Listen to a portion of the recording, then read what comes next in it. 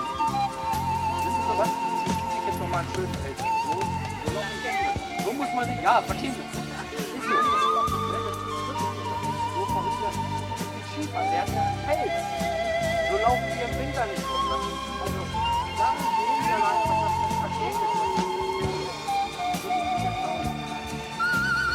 Ja. Es ist ja schon Heulen auf Deutschland, allgemein ist so ein bisschen gesprochen, was jetzt die Wirtschaft betrifft. Sag ich ganz ehrlich, mag sich jeder denken, was er will.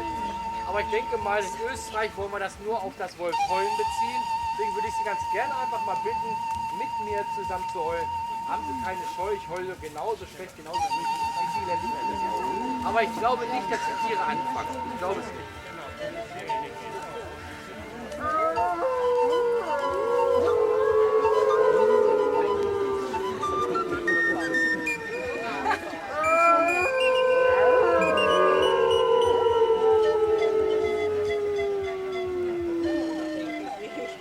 Das kann ja wohl nicht alles gewesen sein. Ja. Wo sind die Männer hier? Schwer Männerchor sein und so. Komm, die Frauen hier, die starke Truppe nennen. Ja, ist so. Komm, einmal noch. Komm, des Wolfes wegen. Das müssen wir machen.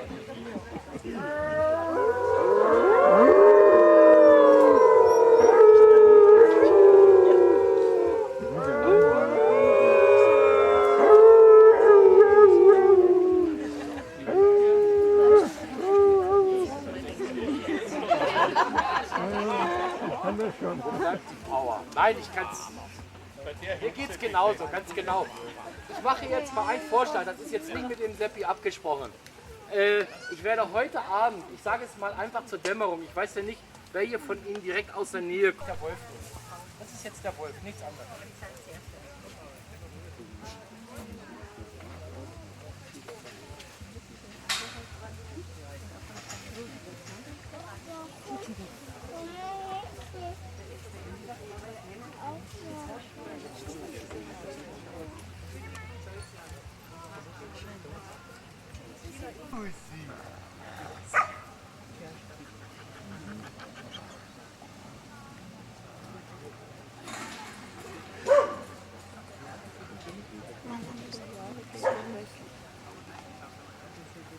Gib mir mein Abendbrot.